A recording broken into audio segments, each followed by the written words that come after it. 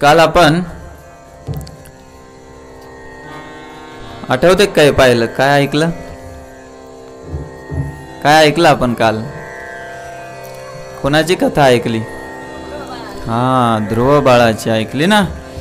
तर ध्रुव महाराज जे अजर अमर आणि विशेष भगवंताची विशेष कृपा प्राप्त झालेले आज ध्रुव तारा म्हणून जगमगत आणि चमकत आपल्याला दिसतात. एक प्रतिवैकुंठ म्हणून ध्रुव ताऱ्याचं वर्णन आहे. श्वेतदीप शाही भगवान श्री विष्णू यांच्या धामालाच त्यांनी ध्रुवाचं धाम बनवून टाकलं. या भौतिक जगामध्ये श्वेतदीप म्हणून वैकुंठ आहे. आपण ज्या वैकुंठाचं वर्णन करतो सारखं सारखं ते त्या वैकुंठाचं करत असतो. पण ज्यावेळी पण भगवंत अधूनमधून अवतार घेतात तर ते डायरेक्ट त्यांच्या मूळ धामातून खाली येत नाहीत. इथे जे प्रतिवैकुंठ आहे श्वेतदीप ध्रुवतारा त्या ठिकाणाहून ते येत असतात. जे मी काल तुम्हाला सांगत होतो शिरोदक्षाय विष्णूच्या रूपात ते असतात. कारण प्रत्येक वेळीच भगवान श्रीकृष्ण गोविंद हे अवतार घेत नाहीत. मी तुम्हाला ज्या प्रकारे सांगितलं की ब्रह्माजीचे 1000 चतुर्युग होतात त्यावेळेला त्यांचे 12 तास होतात आणि तसेच त्यांचे 12 तासाची रात्र असते त्याला म्हणतात एक कल्प. आणि या एका कल्पात एकदाच द्विभुजधारी भगवान श्रीकृष्ण अवतार घेतात आणि ते सुद्धा स्वइच्छेने. आणि आपलं फार मोठं सौभाग्य आहे की आता कलियुग चालू आहे ना. याच्या अगोदर कोणतं युग झालं? द्वापर युग. याच द्वापर युगात तो प्रसंग घडून गेलेला आहे. ब्रह्माजीच्या एका कल्पामध्ये एकदाच भगवान श्रीकृष्ण गोविंद येतात आणि इतर वेळेला जे कृष्ण अवतार घेऊन येतात ते विष्णू अवतार घेऊन येतात. फरक कळाला? नाही कळाला सांगत राहतो मी फक्त. आपण नेहमी म्हणतो ना विष्णूचे 8वे अवतार भगवान श्रीकृष्ण आहे म्हणतो आपण, म्हणतो ना. पण ते विष्णू पुराणानुसार आहे. भागवत पुराणानुसार ज्यावेळी 24 अवतारांचं वर्णन नारदांनी किंवा सुतांच्या मुखाने झालं त्या ठिकाणी ज्यावेळी परीक्षित महाराज किंवा शौनक आदी ऋषी विचारतात की तुम्ही कृष्णाचं वर्णन का नाही केलं म्हणे. वसुदेव सुतम देवम कंस चानूर मर्दनम, अशा कंस चानूराला मारणाऱ्या भगवान श्रीकृष्णाचं या 24 अवतारात वर्णनच नाही केलं तुम्ही. तर ते म्हणतात कृष्णस्तु भगवान स्वयं. काय म्हणले ते? कृष्णस्तु भगवान स्वयं एते चाम सकला पुंसा कृष्णस्तु भगवान स्वयं. आतापर्यंत मी जेवढे अवतार सांगितले ना तुम्हाला ते सर्व एतेच अंश. अंश म्हणजे अंश, कळलं ना. बापाचा अंश लेक असतो. कला म्हणजे एखादी पोळी आहे, पोळीचा एखादं चतकोर काढलं तर त्याला म्हणतात कला, कळलं. तर अंश आणि कला आतापर्यंत सांगितलेले जेवढे अवतार होते 24 अवतार ते या भगवंताचे कला आणि अंश आहेत. पण कृष्ण कोण आहेत? साक्षात भगवंत आहेत जे आपल्यासाठी इथे पंढरीत उभे आहेत. कळलं का? तर हे आपल्याला समजलं पाहिजे. म्हणून ध्रुव महाराजांना ज्या भगवंतांनी दर्शन दिलं होतं ते श्वेतदीप शाही श्री विष्णू होते. मी फरक नाही करत आहे, तुम्हाला फरक यासाठी सांगतो कारण प्रत्येक मन्वंतरामध्ये प्रत्येक कल्पामध्ये प्रत्येक एका भक्तासाठी त्या भक्ताच्या इच्छेनुसार भगवंत रूप धारण करतात, स्वरूप बदलतात. प्रल्हादासाठी नरहरी झाले, नरसिंह झाले, कधी वराह कधी मत्स्य, जसं आवश्यक तसं ते बदलतात. तर याच्यावरून हे कळतं, जसा भाव तसा देव होतो का नाही.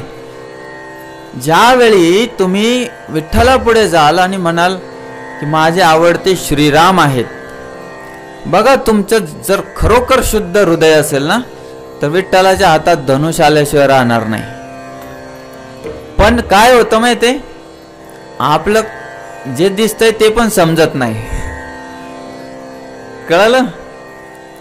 तुका म्हणे मूर्ती घडविले जे म्हणती, त्यांच्या मुखाप्रती XYZ.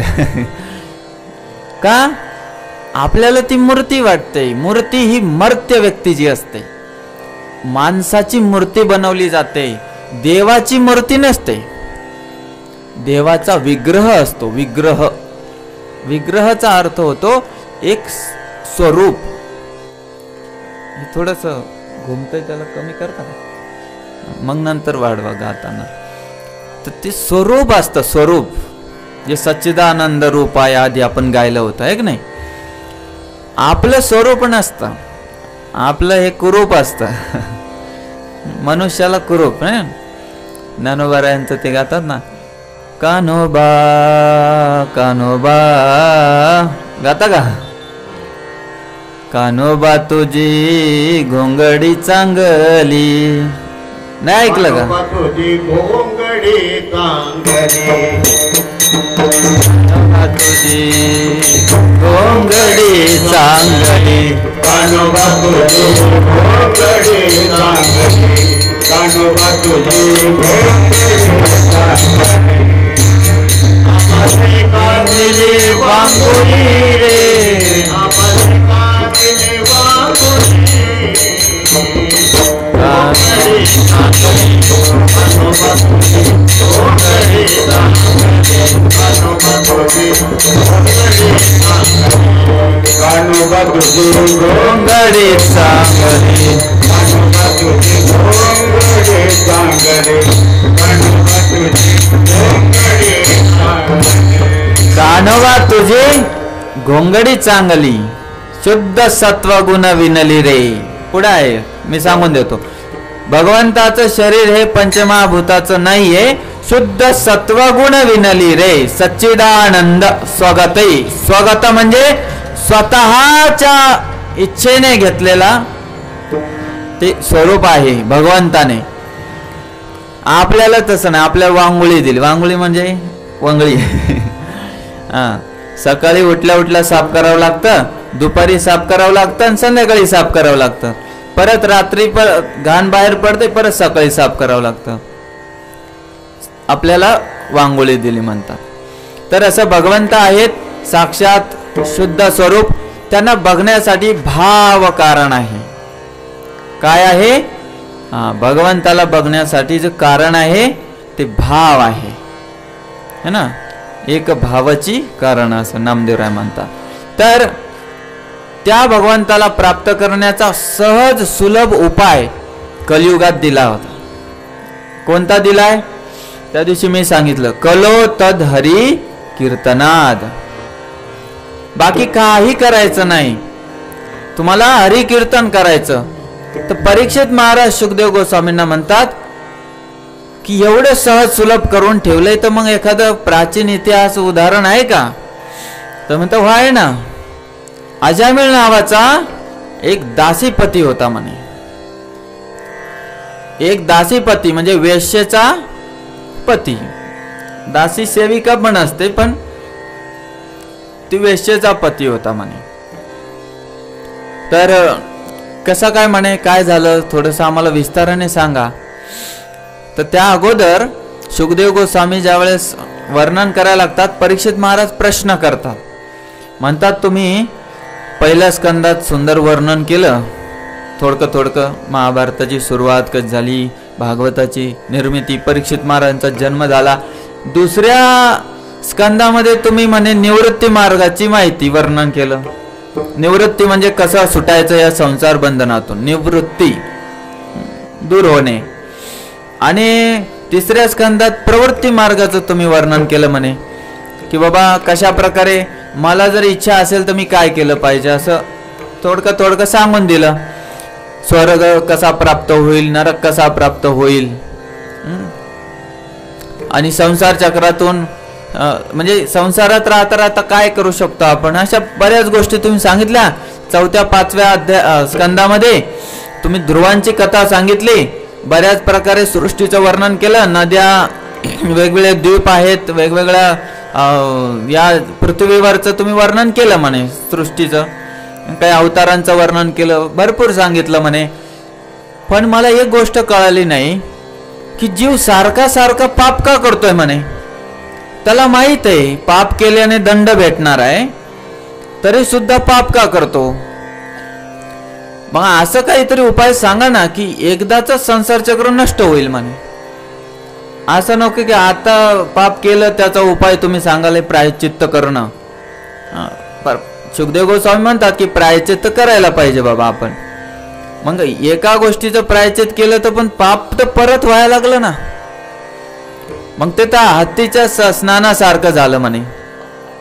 कुंजर संवत्सवत, कुंजर हत्तीला कुंजर म्हणतात, त्याचा आंघोळीसारखं. म्हणजे तो पाण्यात उतरतो, अंगावर पाणी घेतो आणि बाहेर आला की परत माती घेतो, परत जातो पाण्यात, आंघोळ करतो, परत माती घेतो. मग त्याने फरक काय? माती घ्यायची, आंघोळ करायची, त्याने काय होणार आहे असं. तर मग त्याच प्रकारे म्हणे एखादा चोर असतो, त्याला माहित आहे पोलीस एकदा पकडल्यावर पोलीस चांगले फटके देतात, पण तो परत चोरी का करतो म्हणे. प्रत्येकाला माहित आहे की ज्यावेळेस एखादा अधर्म घडतो आपल्या हातून, तर हृदयातून एक आवाज येतो, काय चांगलं नाहीये, करू नका, थांबा थांबा, थोडं थांबा. म्हणता माझं आतलं मन बोलायला लागलं. ते आतलं मन नसतं, तो परमात्मा असतो. हृदयात बसलेला परमात्मा म्हणतो करू नको, वाईट आहे, त्याने तुझं चांगलं होणार नाही. पण आपल्याला परमात्मा समजतच नाही.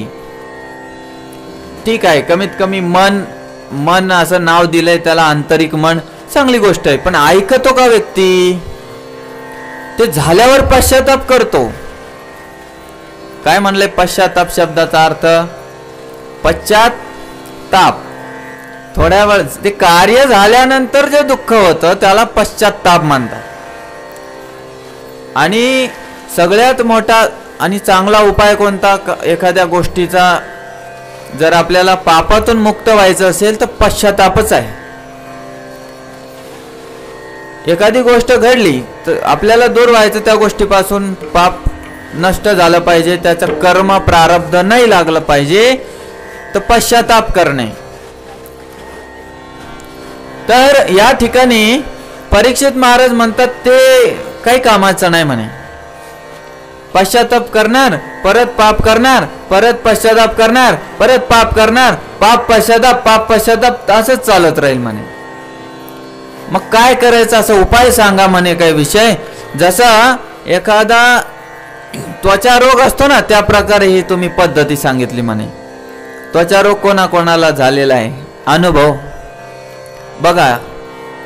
ते झालं असतं ना गसकरणं, ते झाल्यावर आपण मलम लावतो, थोडा आराम पडतो, परत बाहेर येतं, ते परत मलम लावतो, परत बाहेर येतं, थोडं दबून बाहेर येतं, तो मुळातून जात नाही. त्या प्रकारे ही वृत्ती आहे हृदयामधली, जी पाप वृत्ती आहे ती त्वचा रोगा समान आहे. याला मुळातून काढायचं असलं तर असा काही उपाय सांगा म्हणे. तर त्यावेळेला सुखदेव गोस्वामी परीक्षित महाराजाला म्हणतात की भागवत धर्माचा मार्ग अवलंब केला पाहिजे. कशा प्रकारे? तर भागवतात ते म्हणतात केचित केवलच या भक्त्या, केचित केवल या भक्त्या वासुदेव परायणा. त्या वासुदेवाच्या शरणी जर कोणी गेलं तर त्या व्यक्तीला ते वासुदेव वाचवू शकतात. वासुदेव कोण? कृष्णाचा बाप नाही. बरेच लोक वासुदेव वासुदेव करतात. वासुदेव म्हणजे जो वसुदेवाचा पुत्र आहे. जसं भगवत पासून आलं भागवत, तर वसुदेवापासून आला वासुदेव, ते उभा आहे आतमध्ये. कळलं का? वासुदेव श्रीकृष्ण. तर ते म्हणतात एकमेव उपाय आहे तो आहे केचित केवल या भक्त्या वासुदेव परायण अंधधुवंतिका स्नेह निरा इव भास्कर. ज्या प्रकारे भास्कर म्हणजे सूर्य येतो, सूर्य बाहेर आल्यावर सकाळचं धुकं अनुभवला असेल तुम्ही, धुकं पडतंय का? बाजूचा पण दिसत नाही एवढं धुकं पडतं. तर सूर्य आल्यानंतरच ते धुकं दूर होतंय, तोपर्यंत नाही होत. त्याच प्रकारे आपल्या जीवनातला जो अंधकार आहे, या पापवृत्तींचा असेल किंवा अधर्मी वृत्तीचा असेल, तो अंधकार त्याच वेळी दूर होईल ज्यावेळी सूर्यासमान तेजवान भगवान वासुदेव म्हणजे कृष्ण हरी आपल्या जीवनात येतील. मग या मार्गाने तुम्ही उत्तम रीतीने भवपार करू शकता. तर कसं करायचं, काय करायचं हे फार वर्णन अगोदर त्यांनी ते अष्टांग योगाचं वर्णन केलं होतं. कर्मकांड पद्धतीचं, नाक दाबा, पाय वर करा, हात वर करा, असं व्यायाम करा, कुंभक रेचक असे पूरक भरपूर. त्याने काय होणार नाही. गीतेत सुद्धा भगवंत काय म्हटले, अर्जुन म्हटलं की हे एवढं सारं सांगितलंय तुम्ही, उंच आसनावर बसान, ताड बसान, वाकडं बसान, ते जमत नाही आमच्या सारख्या साध्या भक्तांना. तुम्हाला असं काहीतरी सोपं सांगा. त्याच्यात सुद्धा भगवंत म्हणतात मन मनाभव मद भक्तो मद्याजी माम नमस्कुरु. काय कर, मनाने माझा भक्त बन आणि मला मनाने नमस्कार कर. मामे वैश्यस्य युक्त एवं, तो पूर्णपणे काय कर, माम युक्त, माझ्यामध्ये युक्त हो. जसं एखादं लहान बाळ असतं, त्या लहान बाळाच्या माग आई किती पडेल असते ना, पहिले एक झाल्या एक मोठं होईपर्यंत त्याचं प्रत्येक गोष्टीची काळजी कर. त्या प्रकारे जर आपण भगवंताच्या मागं लागलो तर मग ते सुद्धा आपल्या मागं तेवढेच लागतात. एकदम लहान बाळासारखी आपली काळजी करतात. आणि ज्यावेळी आपण शुद्ध हृदयाने त्या मुकुंदाचं, त्या कृष्णाचं, हरीचं स्मरण करतो, त्यावेळी आपल्या जीवनामध्ये बदल असा घडतो की देवी देवता सुद्धा तुमची पूजा करणार. देवी देवता सुद्धा, ज्या देवी देवतांच्या मागे आपण हे द्या ते द्या ते द्या भीक मागल्यासारखं पळतो ना, ते सुद्धा म्हणतात, असं वर्णन केलंय शास्त्रात, ज्या दिवशी एखादा व्यक्ती भागवताच्या या सप्त्याला येतो किंवा हरीच्या मंदिरात जातो, त्या दिवशी ब्रह्माजी म्हणतात सेवकाला, चल पूजेचं ताट रेडी कर. देवाच्या नाही, आता हा सुटणारे भवबंधनातून. समजलं का? हा.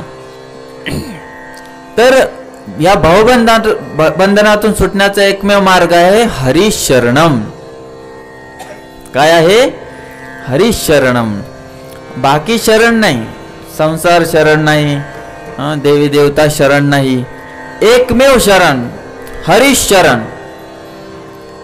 तर त्या व्यक्तीने असं समजलं पाहिजे की जो हरिभक्त झालाय त्याने जीवनातले सर्व तीर्थ केलेले आहेत, सर्व धाम त्याचे झालेले आहेत. पण मी त्या भक्ताचं वर्णन करतोय ज्याचं खरोखर भक्तीत तेवढी प्रगती आहे. हा, जसं तुकोबार आहे, म्हणजे उदाहरण दिलं पाहिजे. नाहीतर आपण लगेच विचार करू मी भागवत कथेला आलो म्हणजे माझं तिकीट कटलेलं आहे काय वैकुंठाचं. अजून नाही. आपल्या आता बालवाडीत गेलो आपण, भक्ती योगाच्या बालवाडीत गेलोय आपण. मग आपण कोण आहे आता? साधक आहोत. कोण आहे? हा, साधक. भक्त नाही अजून आपण. कोणाला वाटतंय भक्त झालोय मी? म्हणून तुका बरं म्हणतात ना, साधकाची दशा उदास असावी. उदास म्हणजे तोंड खाली पडून 12 वाजलेले असं तोंडाचं नाही. त्याला संसारामध्ये रुची नसते.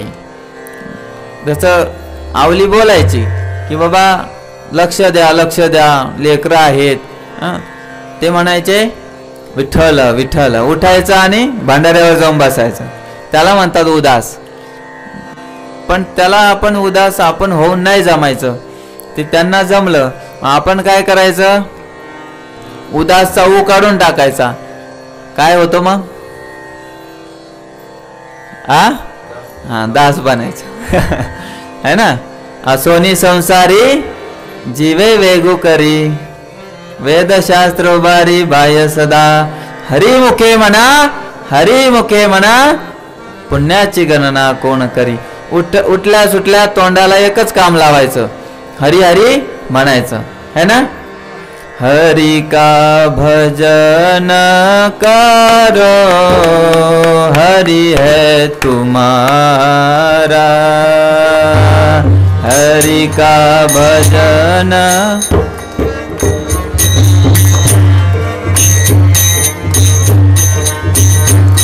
हरि का भजन करो, हरि है तुम्हारा.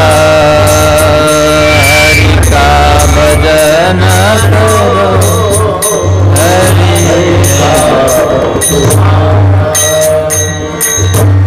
हरि का भजन करो, हरि है तुम्हारा.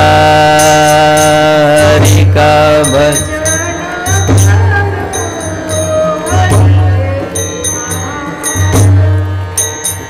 हरि नाम लेने वाला, हरि नाम लेने वाला.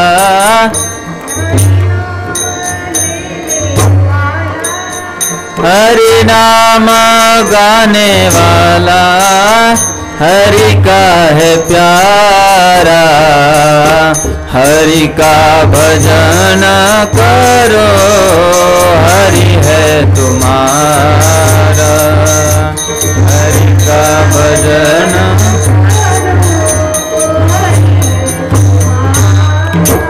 हरि का भजन करो, हरि है तुम्हारा. समजलं ना. हरीचं भजन करा, हरी तुमचाच आहे. आणि हरिनाम लेने वाला, कळालं. हरिनाम लेने वाला, हरिनाम गाणे वाला. इकडे लक्ष द्या, हरी आले तर लक्ष द्या. हरिनाम लेने वाला, हरिनाम गाणे वाला. हरि है, हरि का है प्यारा. कळालं. जो हरिनाम घेईल, जो हरिनाम गाईल, तो हरीचा प्रिय होईल. आहे ना सोपं, अवघड नाही काय. गोपाळ कृष्ण भगवान की जय. जेव्हा आपण हरीचं नाव घेतो तर कायिक वाचिक मानसिक जेवढे सारे आपले पाप असतील ते क्षणात नाहीसे होतात. काहीच वेळ लागत नाही. समजलं. आपण हरी हरी हरी हरी म्हणत राहायचं. एवढे त्या हरिनामाचं महत्व आहे. तर या प्राचीन इतिहासात ज्यावेळेस प्रवेश करतात, शुकदेव गोस्वामी सांगायला लागतात परीक्षित महाराजांना की कान्यकुब्ज नगरामध्ये हा अजामिळ नावाचा एक दासीपती राहतो. 88 वर्ष झालेले असतात त्याला. किती? इथे आपल्याकडे आहे का कोणी 88 वर्षाचा? हातवर करा. 85 90 करा ना, हातवर करा. अहो करा हातवरी, तुम्हाला चॉकलेट देतो. थांबा. हा हातवर करा. नाही इथं कोणी 85 90च्या दरम्यान? खरोखर नाही. बाप रे. आहे ना, आहे बाबा आहेत ना. मग हातवरी करायचं की, एवढं लाजायचं नाही. चांगली गोष्ट आहे. तुम्ही टिकले, आम्ही टिकणारच नाहीये. मला विचार पडला किती 88 वाले नाही आहे तर मग आपलं काय होणार आहे. 48 पण जातो का नाही माहिती नाही मी. अवघड झाले ना. तर 88 वर्ष झाले होते. त्याला 10 लेकरं होते. त्यावेळेस एक धाकटं लेकरू झालता या वयात. पण त्यांचं नाही हो, अजामिळाचं. म्हणजे अंदाज काढायला मी उदाहरण दिलं की या वयात त्याला एक छोटं लेकरू होतं ज्याचं नाव संतांच्या कृपेने त्यांनी नारायण ठेवलं होतं. आणि काय झालं, ज्यावेळेस बघा लहान बाळ असतं ना तर त्याच्यामध्ये भगवंताची छबी दिसते, कारण ते शुद्ध हृदय असतं. जसं छोटं बाळ बाळकृष्ण बाळरांगणा छोटेसे दिसतात ना, त्याच्यात छबी दिसते देव भगवंताची. हे नाव पण नारायण होतं. ते सारखं, अरे नारायण जेवला का, अरे नारायण कुठं आहेस, नारायण इकडे ये ना, नारायण थोडा जवळ बस, नारायण, अरे नारायण, सारखं त्याचं नारायण नारायण सुरू झालं, त्याचा जपच सुरू झाला. कळालं? जे आपण इथे देवाचं नाव घेतो नारायण नारायण म्हणत म्हणत त्याचा एक प्रकारे रोज 4-5-10 माळा जप होतच असेल त्याचा, सारखं त्याचं चिंतन. त्यामुळे त्याची सुकृती जागृत झाली. तर तुम्ही म्हणाला तर इथे अजामिळाचं अगोदरचं का वर्णन केलं नाही तुम्ही? भागवतातच उलट आहे. प्रश्न उत्तर आहे ना. तर नारायण नारायणच करायला लागले, त्यांची सुकृती जागृत झाली.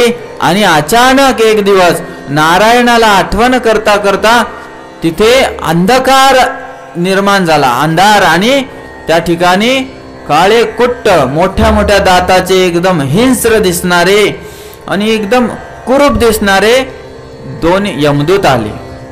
आणि त्यांनी असा फास टाकला अजामिळाच्या गळ्यात आणि त्याला ओढायला लागले. बघा, ज्यावेळी पण फास पडतो ना यमदूताचा, यमपाश म्हणतात त्याला, तर त्यावेळी माणूस फक्त शरीराने हलत असतो. तुम्ही पाहिलं असेल, पाय घासणं, ओरडणं. आणि गरुड पुराणात फार डिटेल वर्णन आहे कशा पद्धतीने त्याला घेऊन जातात. तर आपल्या पंचमहाभूताच्या स्थूल शरीराला यमदूत नेत नाहीत, तर ते सूक्ष्म शरीराला ओढत असतात, जे मन बुद्धी अहंकाराचं निर्मित झालेलं असतं. आणि मी स्वतः पाहिलेलं आहे, एक आजोबाचं माझ्या, माणूस पाय घासतो जोर जोरात, तडपतो ना, तडफडतो जोर जोरात, जशी कोंबडी पकडल्यावर, पक्षी पकडल्यावर फडफड फडफड करतो, असं शरीर फडफड करतं. पण हे कोणाचं ज्याने कधी जीवनात भागवत कथा केली नाही, कधी ऐकली नाही, वाचलं नाही, गीता रामायण भागवत कधी माहीतच नाही, म्हणजे देवाचं स्मरणच नाही, मग तो होतो अभक्त. आणि त्या अभक्ताचा असं होतं. पण मी तुम्हाला आणखी एक गोष्ट सतर्कतेने सांगेल. आपण जर इथे येऊन भक्ताचं रूप धारण केलंय आहे ना, इथे आलात म्हणजे भक्तच झालात तुम्ही, पण घरी जाऊन जर अभक्तासारखं वागणूक केली ना, तर मग तुमची पण स्थिती तशीच होणार. हा, म्हणून लोक मग बोलतात, लयच भागवत कथा केले त्याने, पण 7 दिवस तर तोंड वासून पडला होता म्हणे. बोलतात का नाही असं? मी चुकीचं बोललो तर मला सांगा. तसंच बोलतात, त्यांना तो चान्सच मिळतो. तुकोबारायांच्या जीवनात जेव्हा संकट यायचं की लोक लगेच यायचे, लय देव देव करतो ना तू, लय विठ्ठल विठ्ठल करतो, संसारात लक्ष नाही, चालला त्या विठ्ठलाकडे, त्यानेच तुझं बर्बाद केलंय सगळं. म्हणजे बोलणाऱ्यांचा मी स्वभाव सांगतो. निंदकाचे घर असा विषय विषय असा आहे की आपण जर इथे भक्त रूप वरून झालो आणि आंतरिक बदलाव झाला नाही, तर आपली सुद्धा स्थिती त्याच व्यक्तीसारखी होईल जो संसारिकांमध्ये अग्रगण्य आहे. ठीक आहे, तो घरी बसून त्याने पाप केलं, आपण इथं येऊन दाखवलं आणि घरी जाऊन केलं. म्हणून तिथं म्हटलं ना, ते शब्द फार महत्वाच्या, केले कर्म झाले. तिथं काय म्हणले? केले कर्म म्हणले. म्हणजे कलियुगाची एक विशेषता मी तुम्हाला सांगून ठेवतो. मी इथे तुम्हाला वर्णन केलं, कायिक, वाचिक आणि मानसिक जे कार्य घडतात त्याचं आपल्याला पाप पुण्य लागतं. चांगलं केलं तर पुण्य, वाईट केलं तर पाप. पण आपल्या कलियुगाचं एक विशेषता आहे, मनाने केलेल्या पापाचं पाप तुमचं धरल्या जात नाही. माहिती आहे तुम्हाला? पहिल्यांदा ऐकलं ना? किती जणांनी पहिल्यांदा ऐकलं? हात वर करा. पहिल्यांदाच ऐकलं ना? आता तर मस्त झालं, गुड न्यूज. मनातून तर आम्ही लयच दुसऱ्याचे डोके फोडलेत म्हणे. पण लक्षात ठेवा, जरी ते पाप मानल्या जात नाही, जोपर्यंत ते शरीराने केल्या जात नाही तोपर्यंत ते पाप मानल्या जात नाही. कलियुगात ती सुटका आहे. काय म्हणतात तुम्ही त्याला? सवलत. सवलत आहे. पण लक्षात घ्या, शरीराने जे पाप होतं का त्याची सुरुवात मात्र मनानेच होते. कळालं का मी काय म्हणलो? जोपर्यंत ते मनात येत नाही ना, ते शरीराच्या इंद्रियात येत नाही. आधी मनातच यावं लागतं. आधी मनात गुलाबजामुन आला पाहिजे, असा रस पडला पाहिजे, आणि मग इच्छा झाली पाहिजे की मग ते बरोबर मन त्याला म्हणते चाल निघ, बाजूलाच दुकान आहे, खिशात पैसे आहे ना, खिशात हात घाल, पैसे वर ठेव, एक गुलाबजामुन द्या हो, तो घेतो आणि मग खातो. कळालं आता? म्हणून मनाने सुद्धा पाप नाही केलं पाहिजे, जरी सवलत असली तरीही. तर या दृष्टीने जो अजामिळ आहे याचं वय भरपूर झालं होतं. या ठिकाणी त्याने पाप भरपूर, त्याच्या अगोदर ते वर्णन नंतर विष्णुदूत येतात. ज्यावेळेस त्याने नारायण असं ओरडला तो विष्णुदूत लगेच आले. तर त्यांच्या येण्याने, यमदूताच्या येण्याने अंधार झाला होता, विष्णुदूतांच्या येण्याने प्रकाश झाला. तर हा फरक असतो अधर्म आणि धर्मामध्ये. कळलं? अज्ञान हे अधर्माचं लक्षण आहे. कळलं? आणि त्याचं एक उदाहरण दिलं जातं, ते अंधाराचं दिलं जातं. बघा, सर्वात जास्त पाप रात्री होतात का दिवसा होतात? काय, रात्री होतात का दिवसा होतात? रात्री होतात ना, दिसत नाही ना. चोरांना चोरी करायला रात्र पाहिजे. कळलं? त्यांना काय जे करायचं ना रात्रीला, ते जास्तीत जास्त पाप रात्रीला होतं, कारण बघणारा नाही ना कोणी. आणि उजेड म्हणजे प्रकाश. कळलं? उजेड म्हणजे प्रकाश. तर विष्णुदूत आले, त्यांचं फार सुंदर वर्णन आहे भागवतात, की गळ्यामध्ये त्यांनी असे चतुर्भुज होते, गळ्यामध्ये त्यांच्या वेगवेगळ्या वनमाला होत्या, मुकुट धारण केले, तेजस्वी दिसायचे, एकदम तेजस्वी, भगवंतासारखेच. एक सारूप्य मुक्ती आहे, माहिती तुम्हाला? सारूप्य. ज्या भक्ताला इच्छा असते की मला भगवंतासारखंच दिसायचं, भगवंत नाही बनायचं. मी परत सांगतो, मी काल परवा पण एक ते उदाहरण दिलं होतं तुम्हाला. भगवंतासारखं दिसायचं, त्याला सारूप्य मुक्ती मिळते. आणि त्याच्यात फरक एवढाच असतो की भगवंताच्या गळ्यामध्ये कोणता मणी? कौस्तुभ मणी असतो. वैदुर्य मणी ते खांबावर असतात, कौस्तुभ मणी त्यांच्या इथे असतो. कळलं? आणि छातीवर एक चिन्ह असतं, त्याला श्रीवत्स चिन्ह म्हणतात. ते चिन्ह कसं दिसतंय? असं नाही की ते असं कोरलेलं आहे वगैरे.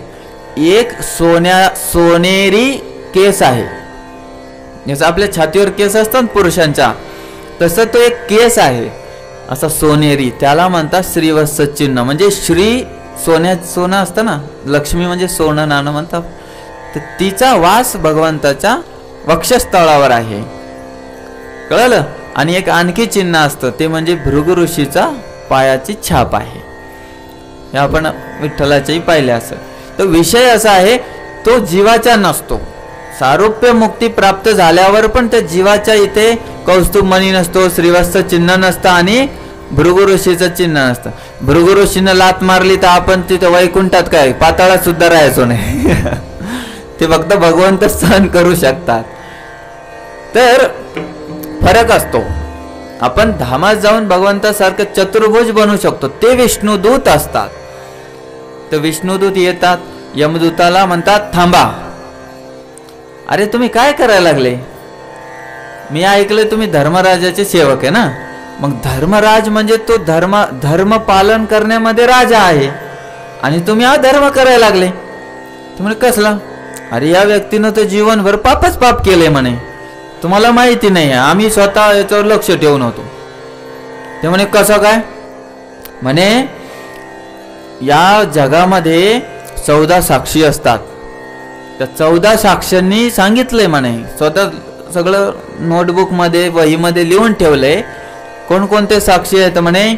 ते आहेत सूर्य असतो का नाही, दिवसा सूर्य, रात्री चंद्र, मोजा. नंतर आकाश, अग्नी, नंतर वायू, इंद्रिय, चंद्र, संध्याकाळ. बघा 2 संध्या असतात हा, प्रातः संध्या असते एक आणि संध्याकाळ असते सायंकाळ. रात्र दिवस, दिशा, पाणी, पृथ्वी, काळ आणि धर्म, हे किती झाले? 14 झाले. मग त्यापेक्षाही मुख्य आणि जो हे कधी कधी एक असू शकतो, दुसरा नसू शकतो. कळालं?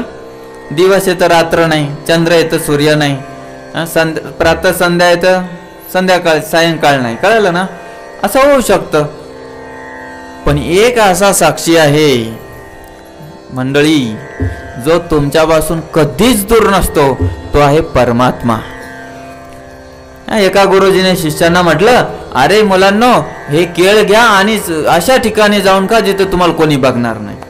पहिला शिष्य गेला, लगेच खाऊन आला, म्हणे मी अंधाऱ्या खोलीत जाऊन खाऊन आलो.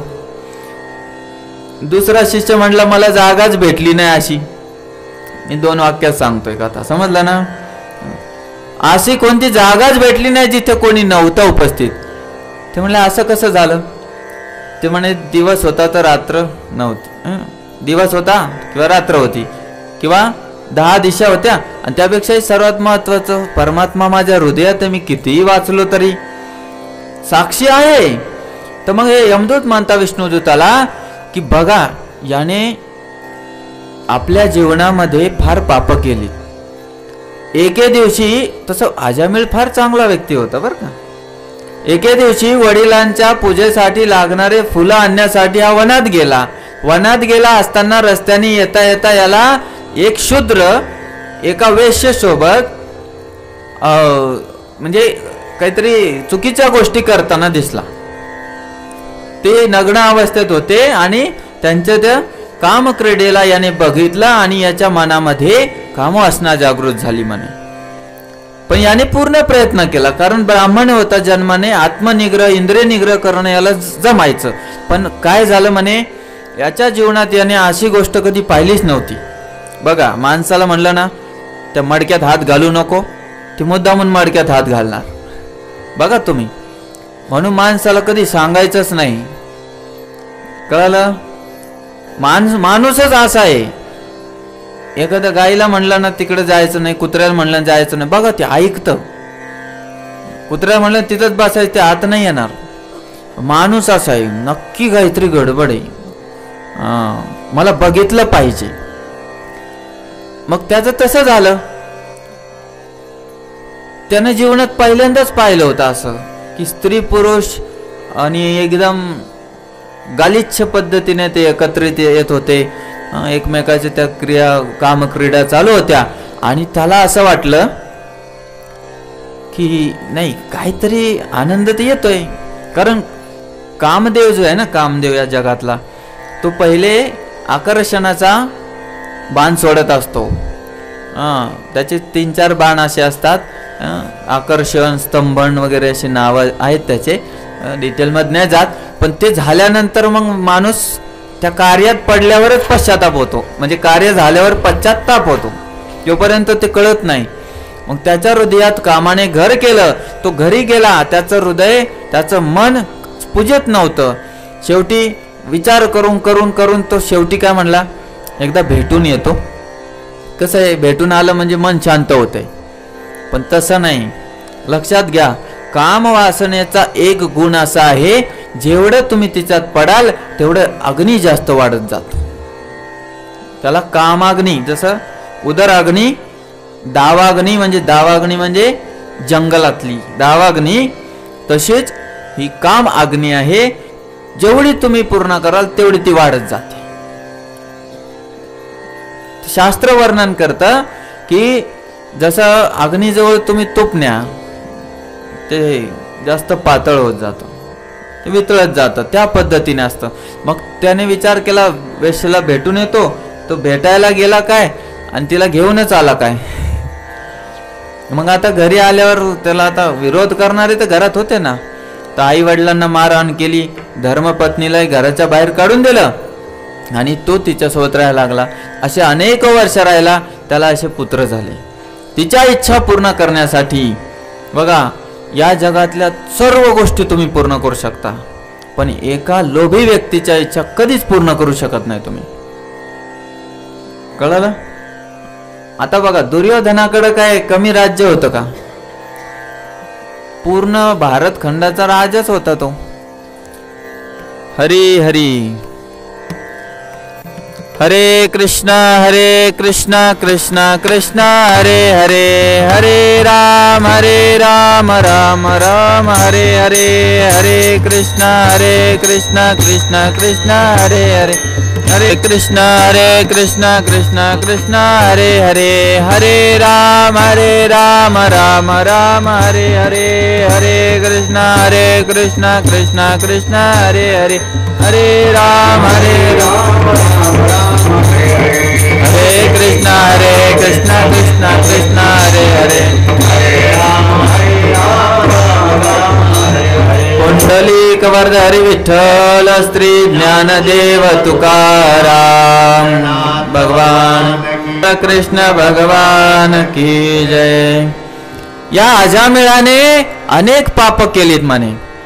तर विष्णुदूत म्हणतात, तुम्हाला धर्म अधर्मातला फरक कळतो का? सांगा म्हणे. धर्म म्हणजे काय? ते म्हणले वेदाच्या विरुद्ध केलेलं कार्य अधर्म, आणि धर्म म्हणजे वेदाला धरून केलेलं कार्य धर्म. बस एवढंच का म्हणे?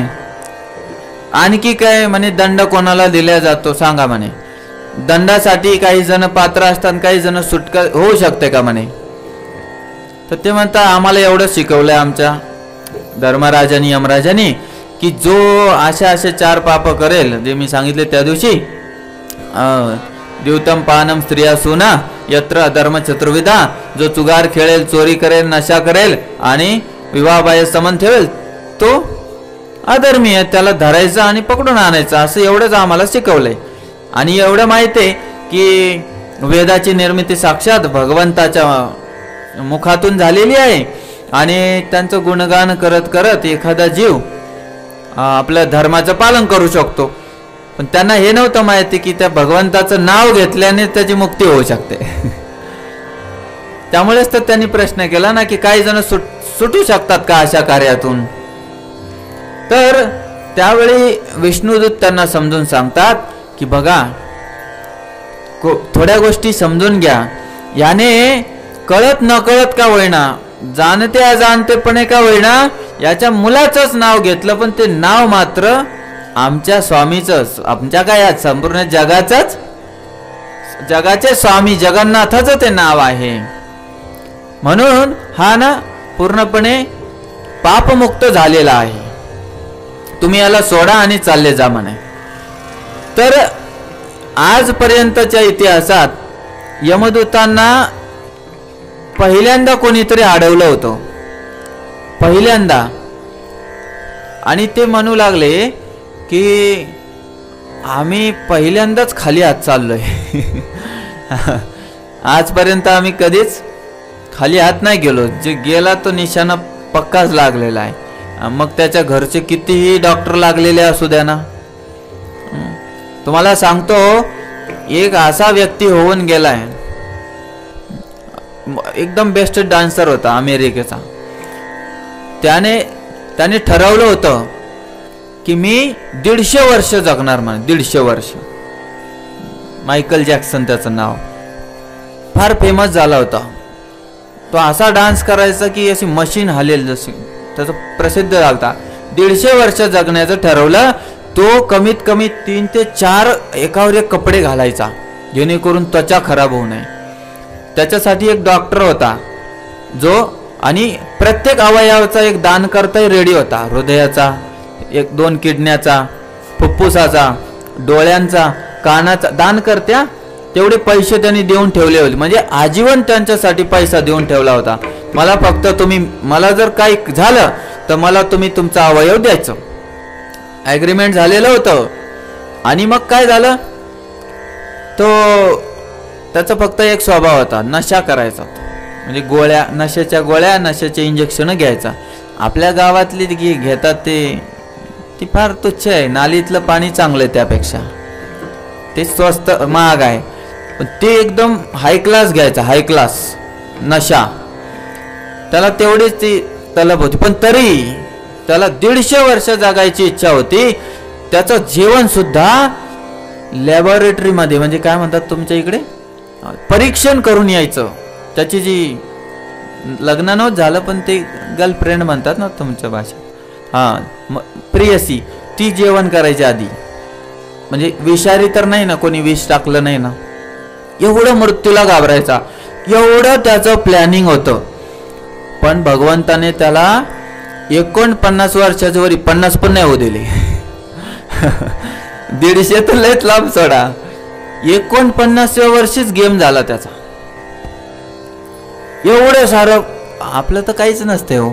आपला आजारी पडलं तर म्हणतात पैसे नाही तर गोळ्या आणायला, सरकारी मध्ये टाका त्याला आहे का नाही, आहे का? अशीच परिस्थिती समजा आपली. किडनी जर द्यायची झाली कोणाची तर बिचारा घरातलेच घरात देतात, ती पण एकमेकाला द्यायला सुद्धा 10 ते 15 लाख रुपये खर्च आहे.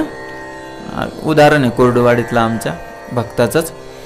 आईने पत्नीनेच दिली पतीला किडनी, ती ट्रान्सप्लांट करायलाच त्यांना 15 ते 20 लाख रुपये लागले. घ्यायची म्हणल्यावर तर मग करोड सोडायचंच काम नाही, 1 करोड. तर फार विचित्र आहे हे जीवन. तर आजामेळाने भरपूर पाप केला. आम्ही तर आमचं कार्य करतो. मग शेवटी विष्णुदूताच्या बोलण्यावरून यमदूतांना परत जावं लागलं. त्या ठिकाणी शुकदेव गोस्वामी म्हणतात परीक्षिताला की हे परीक्षित महाराज लक्ष द्या, हरिनामाची काय महिमा आहे ते लक्ष द्या म्हणे. सांकेत्यम परिहास्यम वास्तवम हेलनमेव वा वैकुंठ नाम ग्रहणम शेष अगहर विदू. विदू म्हणजे विद्वान जन काय करतात, वैकुंठ नाम ग्रहणम, भगवंताचं एक नाव असो कितीक नाव असो, एका नावाने सुद्धा एवढं पुण्य प्राप्त होतंय म्हणे, एवढं चांगलं होतं ते त्या विद्वान जनाला माहित आहे. आणि कसं घेतलं तर मग प्रश्न येतो ना, कसं घ्यायचं नाव, तर म्हणे कसंही घ्या. सांकेत्यम परिहास्यम, कधी कधी सांकेतिक रीतीने म्हणतात ना, कधी कधी चालता चालता आपण म्हणतो आराम करतो, मी काय करतो आराम. आला ना राम तिच्यात, कळालं का? होता वेगळा संकेत, हेतू वेगळा होता, आरामाचा होता, पण राम आला तिच्यात, हे का नाही? तसाच परिहास्यम, कोणी थट्टा करल, बघा बघा बघा ते वारकरी चालले ना, ते पांडुरंगाकडे जातात, ती येड्या पांडुरंगाकडे, असं कधी कधी म्हणू शकतं. काही काही थट्टा करणारे काही पण म्हणू शकता. कधी कधी आम्हाला म्हणतात ना, आम्ही हरे कृष्ण करतो, बघा ते आले हरे कृष्णवाले, झालं देवाचं नाव त्याच्या मुखात आलं.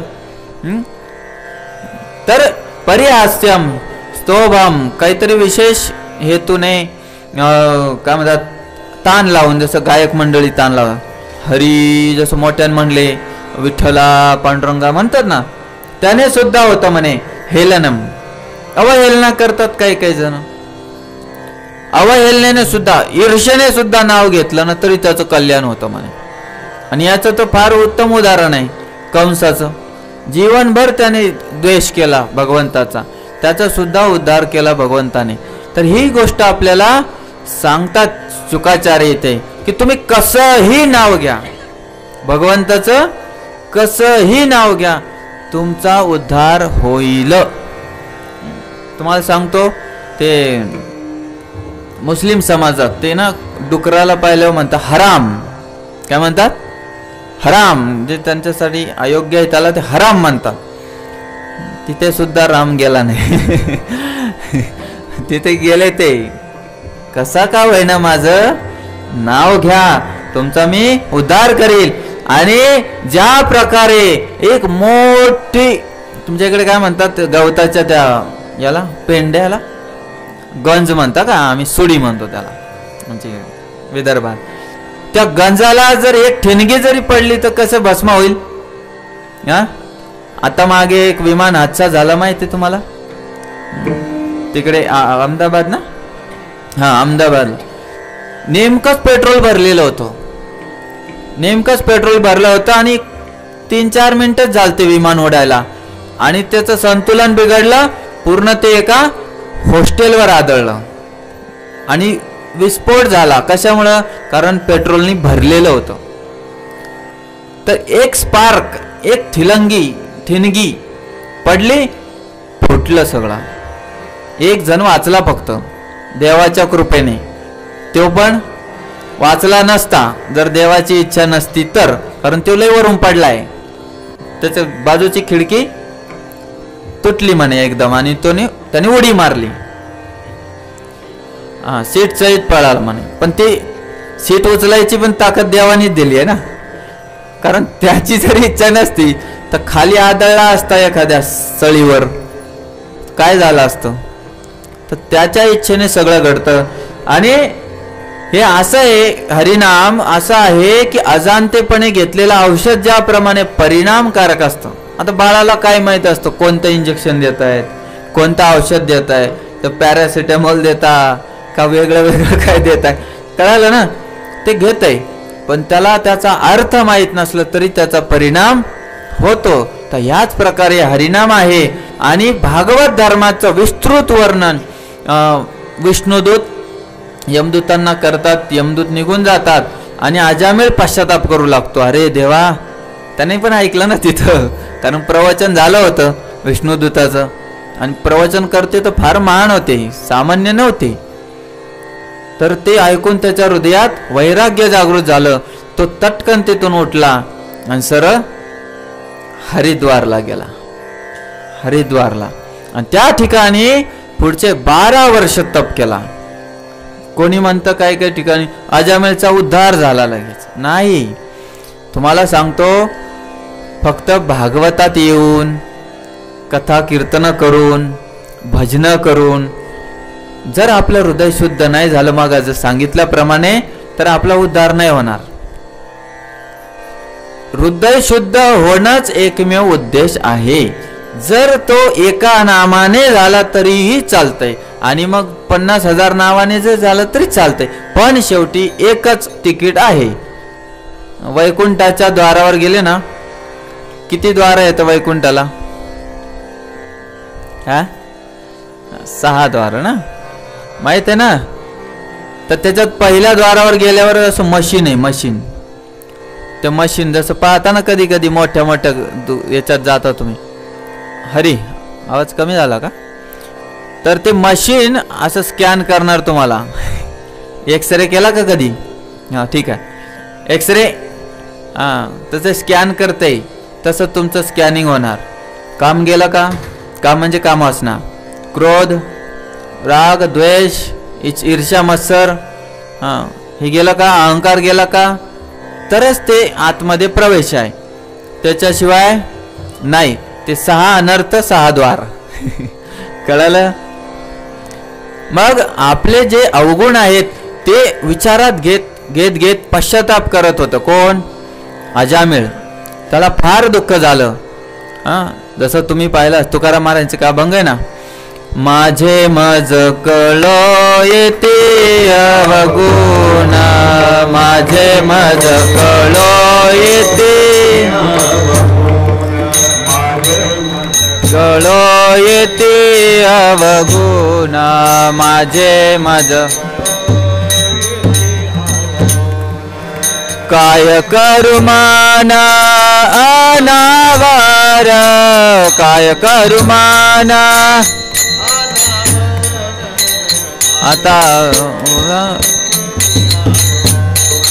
आता पुढे रुमान अनावर, काय करू मान आता उभा राहे,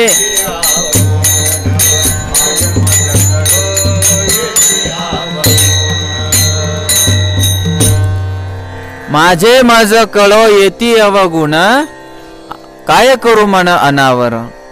त्याच्या पुढे म्हणतात आता आड उभा राहे नारायण. आता आड उभा राहे नारायण, दया सिंधुपणा साच करी. तुझा दया सिंधुपणा कुठे गेला म्हणे? दया सिंधू कळतं ना, सिंधू म्हणजे सागर. तू दयेचा सागर आहेस, ते कुठे गेला म्हणे? साचकरी म्हणजे खरं कर. तू स्वतःला म्हणतो ना की मी दयाचा सागर आहे म्हणून, तर मग आता खरं करून दाखव. नाहीतर मग तू दया सिंधू नाहीये. आम्ही सगळीकडे ओरडू ओरडू सांगू. कोण म्हणताय? तुकोबाराय म्हणतात की हे दया सिंधू नाही, हे खोटारडेपणा आहे यांचा. कशामुळे? तर ही शरणागतीचा भाव आहे. हा शरणागतीचा भाव बघा, शरणागतीच्या भावातच चांगली म्हणजे एक प्रकारची प्रार्थना चांगली होऊ शकते. सगळं ठीकठाक चांगलं जबरदस्त आहे तर जमेल का? एकदा वारीमध्ये एका बाबाला भेटलो, म्हटलं बाबा भगवद्गीता घ्या ना, आम्ही गीता वाटत असतो. तर म्हणे मला भगवद्गीता वाचायची काय गरज आहे म्हणे.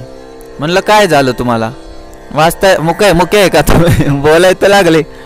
तर म्हणे माझं सगळंच ठीक आहे, सासू म्हणजे माझी सून आहे ती आज्ञाधारी आहे, पत्नी आज्ञाधारी आहे, घरी JCB आहे, पाहिजे तेवढे ट्रक ट्रॅक्टर सगळं आहे म्हणे.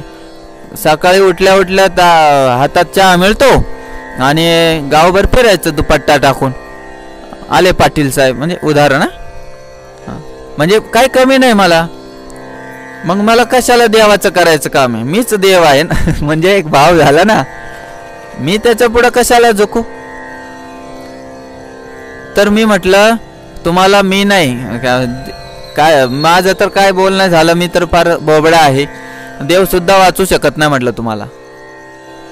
कारण असा भाव म्हटल्यावर शरणागती नसल्यावर देव पण हस्तक्षेप करत नाही. तर इथे तुकोबाराय म्हणतात माझे मज कळ येती अवगुण. अरे देवा मला माझे अवगुण कळायला लागलेत आता, आणि त्याच्या अवगुणाचा शिरोमणी आहे माझं मन आहे. सुरुवात हेच करतय. आणि ते कसं आहे, माझं मन एवढं उच्चृंखल चंचल आहे की ते अनावर झालंय, ते माझ्या कंट्रोलमध्ये नाही आहे, आता नियंत्रणात नाही आहे. आणि म्हणून म्हणतात तूच आता आड उभा राह, तू ये उभा राहा माझ्या समोर. ते म्हणतात ना भगवंत भक्ताला म्हणतात तू काळजी करू नको. ते पाठीशी नाही उभे राहत भगवंत. आमचे भगवंत म्हणतात मी तुझ्या पुढे उभा राहतो, तू माझ्या पाठी उभा राहा. कळालं का? आणि याचं उदाहरण साक्षात अर्जुन आहे. पाठीशी उभा राहून तर पहिला बाण भक्ताच्या छातीत लागणार आहे. पण आमचा विठोबा म्हणतो थांब, मी पुढे उभा राहत, मी बसतो उभा राहतो, आडवा येतो आणि माग तू थांब. आणि तुम्हाला सांगतो महाभारताच्या युद्धात भगवंताला भरपूर बाण लागले होते.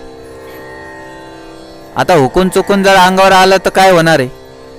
ते म्हणणार आहे का भीष्मांनी बाण सोडला आणि अर्जुनाला लागायच्या ऐवजी थोडा हुकला आणि भगवंताला लागला, क्षमा करा वासुदेव तुम्हाला लागला. ते अर्जुनावर सोडायचं होतं, थोडस दिशा चुकली, असं म्हणायला वेळ आहे का तिथे? भगवंताला पण बाण लागले. तर असा आमचा भगवंत आहे जो पुढे उभा राहतो भक्ताच्या आणि त्याचे रक्षण करतो. तर या ठिकाणी फार सुंदर वर्णन करतात तुकोबाराय की बाबा तू आम्हाला वाचव, है ना, दया सिंधूपणा. तर हरिद्वारला गेले अजामेळ, त्यांना पश्चाताप झालता म्हणून त्यांचं शेवटी मग तेच विष्णुदूत जे निघून गेलते ना यमदूतासोबत, ते प्रकट झाले. म्हणे आता खरा शुद्ध झालास म्हणे, चला आता कुठे विमानात बस, वैकुंठाला जायचं. आणि अजामेळ त्या ठिकाणी विमानात बसून वैकुंठाला गेले. तर मी तेच तुम्हाला सांगत होतो, भगवंताचं दर्शन झालं किंवा संतांचं दर्शन झाल्या लगेच उद्धार नाही होत. काही लोक मला प्रश्न विचारतात का हो शास्त्रात म्हटले एक हरिनाम घेतल्याने उद्धार होतो, ही एकादशी करा तुम्ही वैकुंठ प्राप्ती कराल. मग आम्ही तर अजून किती एकादशी झाल्या, किती हरिनाम झालं, का जात नाहीये? त्याचं कारण आहे, पहिलं कारण हे आहे की तेवढ्या तीव्रतेने तर झालेलं नाही ते, जी तीव्रता आवश्यक होती. कळलं? पण दुसरी गोष्ट ही आहे की आपण त्या उद्देशाने नसतं करायचं, मला वैकुंठाला जायचं, ही सुद्धा भुक्ती आहे. भुक्ती कळते ना, भक्ती नाही. भुक्ती आणि भक्तीत एकच उकाराचा फरक आहे. भुक्ती म्हणजे भोग, वैकुंठाची प्राप्ती नको. समजलं? सालोक्य सार्ष्टी सामिप्य एकतम अप्युत असं म्हणतात. सार्ष्टी सालोक्य सार्ष्टी सामिप्य सालोक्यम सारोप्यम एकतम अप्युत हे भागवताचा श्लोक आहे. देवती मातेला कपिल देव त्यांचे पुत्र भगवान कपिल देव 5 मुक्तीचं वर्णन करतात आणि त्याच्यात ते शेवटी म्हणतात की माझा भक्त जो आहे ते वाक्य आठवणा, तो माझा भक्त विनामत सेवनम जना, माझ्या सेवे व्यतिरिक्त या 5 मुक्तीला लातनं मारतो म्हणतो. मला सांगा, सालोक्य म्हणजे वैकुंठात जाणं, सार्ष्टी म्हणजे वैकुंठात जाऊन भगवंतासारखा ऐश्वर्यवान म्हणजे धनी बनणं, सामिप्य म्हणजे भगवंताच्या शेजारी राहणं, त्यांच्या जे काही सेवा असतील तशा. सालोक्य सार्ष्टी सामिप्य. सारोप्यम सारूप्य मग सांगितलं भगवंतासारखं रूप धारण करणं, आणि सायुज्य त्याला म्हणतात, त्याला एकत्व पण म्हणतात, भगवंतात विलीन होणं. मुक्ती करतात ना लोक, मोक्ष पाहिजे, ही 5वी मुक्ती आहे. तर या 5 मुक्त्या सुद्धा जो खरा भक्त आहे तो म्हणतो मला नकोय. याला म्हणतात उत्तम भक्ती. काय म्हटले? याला उत्तम भक्ती म्हणलेलं आहे, है ना. म्हणून ते एक भावगीत आहे ना की भक्ती वाचूनी मज मुक्तीची लागली रा. हे का म्हणतात? हे एक शुद्ध भक्तच म्हणू शकतो, आपण नाही म्हणत. ते आपण तर आल्याला देवा मुक्त कर रे, ते मुक्त नाही, या संसारातून मुक्त कर म्हणतो. म्हणजे आपली मुक्ती पहिली संसारातली, म्हणजे बायकोपासून लेकरापासून झंझटपासून मुक्त कर. मुक्ती काय एक प्रकारची नसते. शाळा सुटली तर मुक्त झाले ना लेकरं, ती पण मुक्ती झाली. पण आपल्याला कोणती मुक्ती पाहिजे ते आपण ठरवायचं असतं. आपल्याला मुक्तीची आशा नसावी. आपल्याला कोणती? भगवंताची सेवा मिळावी, सेवा, है ना. ते तुकोबाराय म्हणता आम्ही हरीचे सवंगडी, है ना, आम्ही वैकुंठवासी, आम्ही हरीचे सवंग. हे का म्हणायला लागले ते? म्हणजे काय? सवंगडी म्हणजे ते तिथं जाऊन खेळून आलेत. सवंगडी खेळत असतो, है ना. यशोदा माता त्यांना लाडू बांधून द्यायची आणि तुकोबारासारखे भक्त त्यांच्यासोबत वनात गायी चारायला जात असतील आणि मग तिथं बसून ते लाडू खात असतील आणि उरला वेळ तर खेळायचं, मग खायचं, गायी पालन करायच्या आणि नंतर खेळायचं. हे समजलं पाहिजे. हे सर्वात मधुर, हा सर्वात मधुर संबंध आहे. भक्ती ही अशी नाहीये की काहीतरी प्राप्त करायचंय. ऐकलं ना आपण, गोपी या प्रमाण आहेत त्याच्यासाठी. कोणत्या गोपीने म्हटलं की देवा मला तुझ्या धामात घेऊन चाल, देवा मला तुझ्याकडे घेऊन चाल, देवा तुझ्या एवढं ऐश्वर्य दे, देवा तुझ्यात विलीन कर मला, विलीन नाही. त्या गावातच शेण काढत राहिल्या. किती दूर होतं वृंदावन? कोण जाऊन आले वृंदावनला? हातवर करा. मथुरा वृंदावनचं अंतर किती आहे? किती किलोमीटर किती आहे? नाही, फक्त 20 किलोमीटर. गोवर्धन 25 किलोमीटर. वृंदावन एवढं जवळ आहे, पायी पायी गेलं तर पोहोचतंय माणूस. मग त्या गोपींना काय जाता नाही आलं का? नाही. तर भगवंताचा शब्द आहे ना, मी परत येईल, बस एवढ्याच वाक्याला त्यांनी मंत्र बनवला आणि जपत राहिला. येणार आहे, ते येणार आहे. आपण तिथं जाऊन त्यांना त्रास द्यायचा नाही. कालांतराने भगवंत द्वारकेला गेले तो विषय वेगळा, पण भरपूर वर्ष मथुरेत पण त्यांनी राज्य केलं. तर आपल्याला पण वैकुंठाला जायची इच्छा झाली पाहिजे. तुकोबारायांना झाली, आपल्या संतांना झाली, मग आपल्याला का नको? आपल्याला फक्त मुक्तीचीच इच्छा असते. मुक्ती फार तुच्छ आहे हो.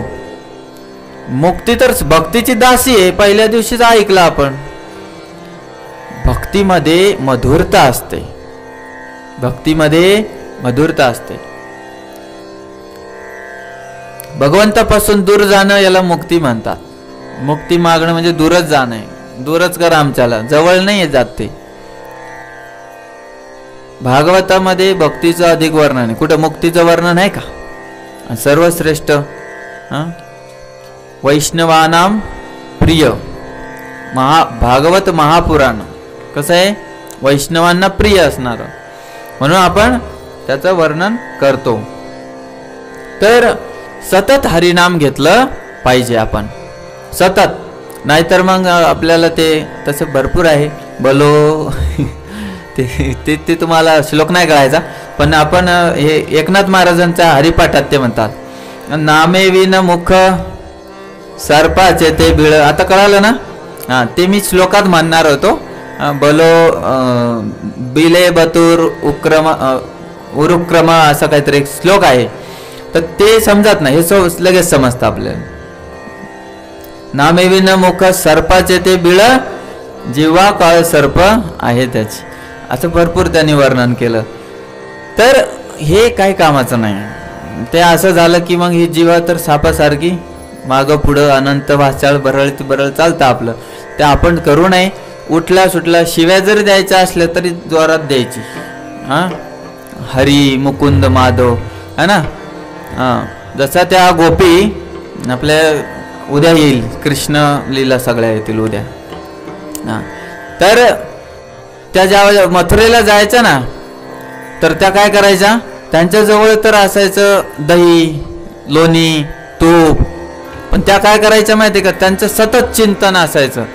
गोविंद दामोदर माधव कृष्ण असं त्या सतत मनात राहायचा. आणि मग ते जोरात ओरडायच्या, काय गोविंद घ्या,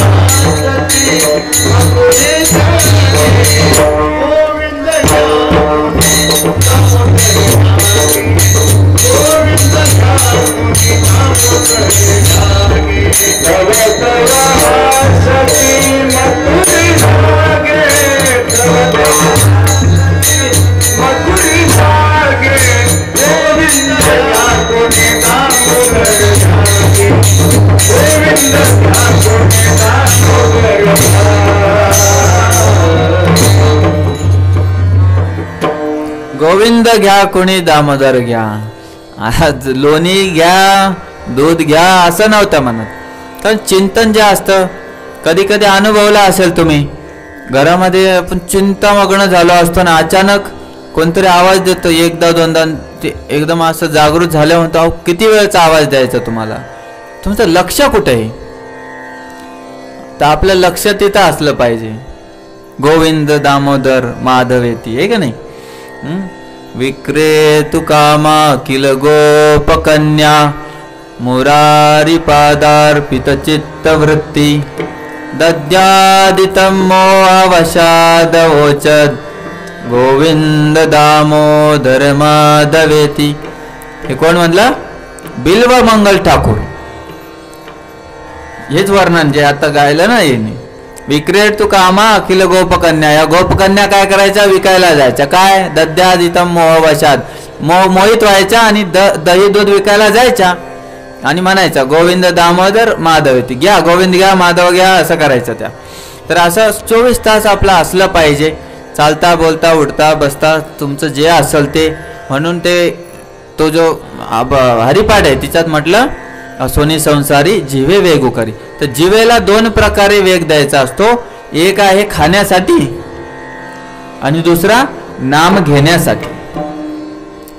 याचा वेगोकरी म्हणजे 2 अर्थ समजला पाहिजे. नाहीतर फक्त एकच साठी देतात लोक, आम्ही फक्त खायासाठीच जगतो म्हणतात. जगण्यासाठी खाल्लं पाहिजे आणि मुखाने नाम घेतलं पाहिजे, है ना.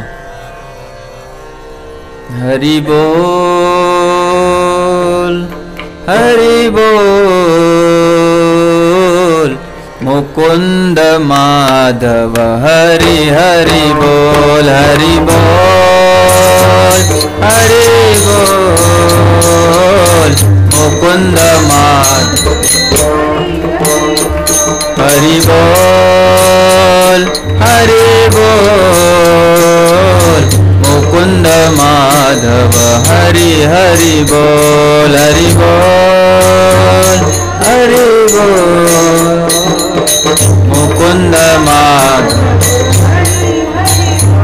हरि बोल हरि बोल मुकुंद माधव हरि हरि बोल हरि बोल मुकुंद माधव हरि बोल म्हणा हरि बोल. तर असं हे भगवंताचं सुंदर नाव आहे. याच हरीचा कधी कसा अवतार झाला ते आपण पुढच्या या थोड्या काही मिनिटांमध्ये बघणार आहे. गजेंद्र उद्धार अजमेळाचं झालं. त्यानंतर भरपूर वर्णन आहे ते मध्ये मध्ये भरपूर. आपण तेवढं डिटेल भागवत नाही घेऊ शकत कारण ते वर्ष महिनाभर जाईल. मग 2-3 महिने सप्ताहामध्ये आपण मुख्य मुख्य घेतो. जसं आता नामाचं महिमा सांगणारा उपाख्यान पाहिलं. आता हे जे आहे शरणागती कुणाची घ्यायची आणि कशा प्रकारे उद्धार होतो. तर जे मनू आहेत मी तुम्हाला आधीच सांगितलं होतं. ब्रह्माजीचा एका कल्पामध्ये 14 मनू येऊन जातात. आता सध्या कोणते मनू चालू आहेत, कितवे मनू आहेत मी सांगितलं होतं त्या दिवशी. 7वे मनू आहेत. वैवस्वत नावाचे मनू सध्या चालू आहेत. आपण अगोदर जे कथा ऐकली ध्रुव महाराजांची कथा ऐकली. ते त्यांचे जे आजोबा होते ते पहिले मनू. कळालं? ते पहिले मनू स्वयंभू मनू. त्यांच्यानंतर जे भागवतात डिटेलमध्ये वर्णन आहे की दुसरे मनू स्वारोचिष मनू जे अग्नीचे पुत्र आहेत हे मनू झाले. त्यानंतर प्रियव्रत महाराजांचे 2 पुत्र होते. तुम्ही म्हणसाल प्रियव्रत तर संन्यासी बनून तुम्ही पाठवले होते ना कथेत. कालांतराने त्यांना परत आणले जाते. तर त्यांचा एक मुलगा उत्तम नावाचा, ते ध्रुवांचा भाऊ नाही ते उत्तानपाद महाराजांचा एक उत्तम होता. प्रियव्रताचा पण एक उत्तम होता.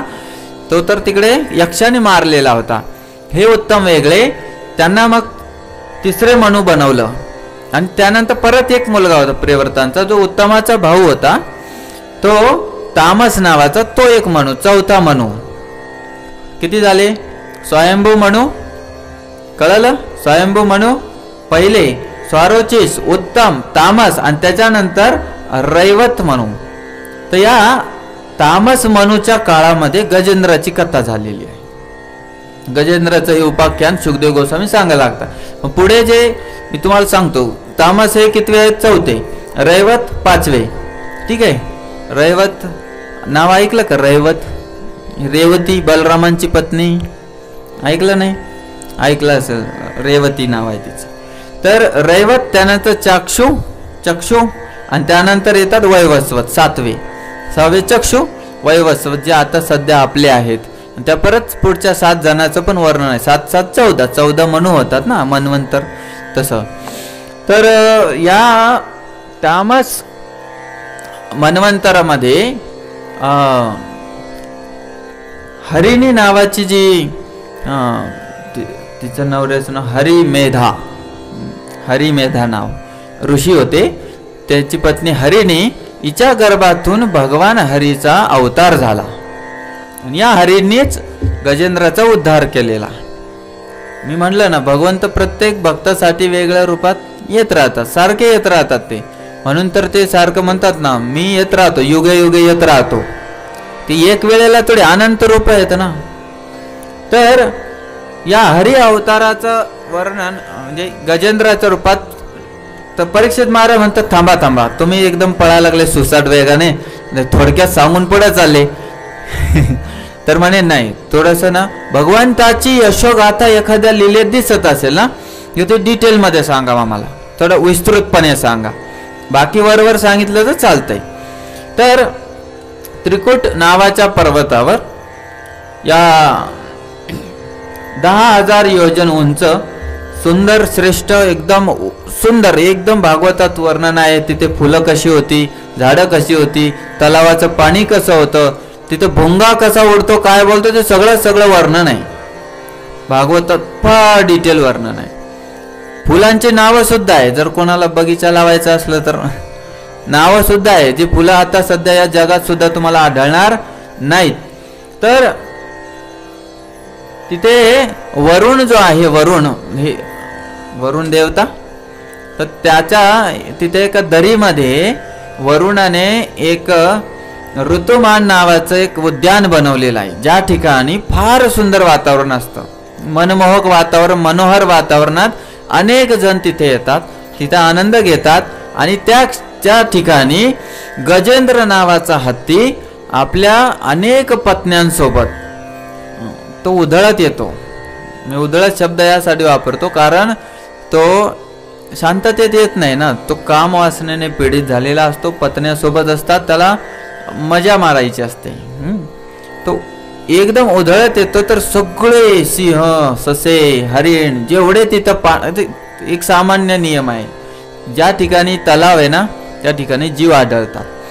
तर तो उधळत येतो आणि एकदम आता त्याचे लेकरं पण माग असतात. त्याला तो गजेंद्र एक राजा समान होता. तो त्याला काही एक थोडी पत्नी होती, हत्तीनी भरपूर होत्या त्या. तर त्याला लेकरं पण भरपूर होते, छोटे छोटे हत्ती, आणि सगळे घुसले त्या तलावात. त्या तलावात शिरल्यानंतर तर त्यांचे ते जलक्रीडा सुरू झाली. एकदम पाणी एकमेकाच्या अंगावर टाकणं आपणही करतो कधी कधी चंद्रभागेत गेल्यावर ना, पण ते भावभक्तीने करतो. या एक वारकरी दुसऱ्या वारकऱ्याला आंघोळ घालतो, नंतर ते एकमेकाचं अंग घासतात, बाया घासतात ना, हे प्रेमाने. पण त्यांचं तसं नव्हतं चाललं. ते भोग भावनेने त्या सरोवरामध्ये त्यांचं पाणी उडवणं चाललं होतं, इकडे तिकडे ते मुलांचं वगैरे. आणि काय दुर्दैव सांगायचं, तेवढ्यात गजेंद्राचा पाय एका महाशक्तिशाली मगरीने पकडला. त्याला संस्कृतमध्ये नक्र म्हणतात. नक्र, न आणि कचा पाय तोडलेला असतो. तर मगरीने असा पाय पकडला, ती बघा ती जलचर आहे आणि हा स्थलचर आहे, ज्याची शक्ती तिथंच लागू पडते. म्हणून म्हणतात ज्यावेळेला कोणाला आश्रमामध्ये राहायचं असेल, ब्रह्मचारी गृहस्थ बनताना आम्ही लोक सांगतो, बाबा जर आपली शक्ती ज्या आश्रमासाठी योग्य त्या आश्रमासाठी आपण लागलं पाहिजे, जेणेकरून उत्तम रीतीने आपण पुढच्या आपल्या धर्मयुक्त आचरण करू शकू. मग त्या दृष्टीने इथे त्या मगरीची शक्ती पाण्यात अधिक होती आणि हत्तीची शक्ती. आता मला सांगा, जर खरोखर मगरीने जमिनीवर गजेंद्राचा पाय पकडला असता तर, एक पाय पकडला दुसऱ्या पायाने चटणीच केली असती त्याने. मग काय, मगर जरी शक्तिशाली असेल पण ती पाण्यात आहे, बाहेर नाही, पण चुकीच्या जागी अडकले होते. 1000 वर्ष त्यांचं युद्ध चाललं म्हणे. 1000 वर्ष देवी देवता सुद्धा आश्चर्यचकित झाले की अरे असं कसं होऊ शकतं म्हणे. कळालं, युद्ध जनरली किती वेळ चालेल सामान्यपणे, आणि लगेच कोणीतरी हरून जाणार. पण गजेंद्राची शक्ती पण भयानक होती. तो एवढा शक्तिशाली होता, तो हार मानत नव्हता. पण एक वेळ हार मानावी लागते जीवनात माणसाला.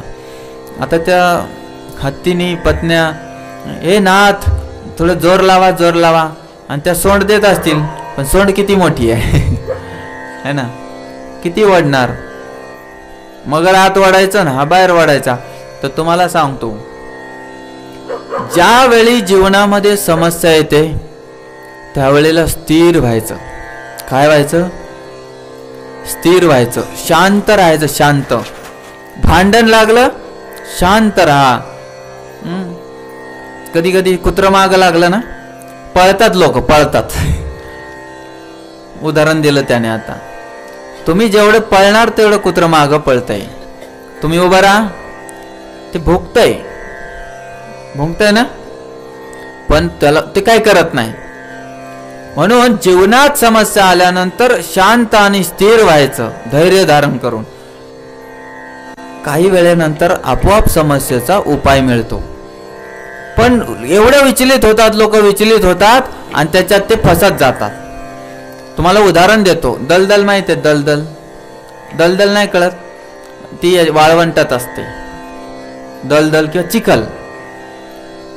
ते असे दलदल असते की खालून त्याचे गुरुत्वाकर्षण शक्ती जास्त असते.